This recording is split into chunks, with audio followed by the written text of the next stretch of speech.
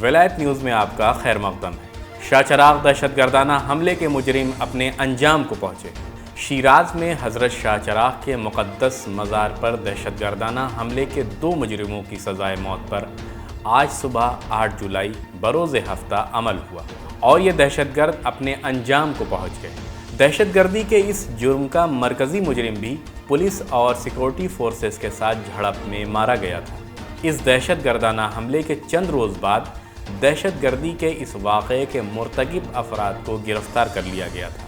17 دسمبر 2022 کو اس کیس میں 5 مدعا علیہ پر فرد جرم عائد کی گئی۔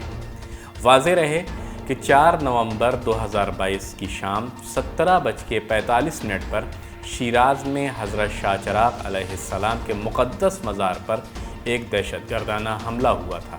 اس دہشت گردانہ حملے کے نتیجے میں جو شاہ چراغ کے باب الرضا کے دروازے پر ہوا اور دہشت گرد مزار کے مرکزی صحن میں داخل ہوئے، 13 زائرین اور خادمین شہید اور 30 افراد زخمی ہوئے تھے۔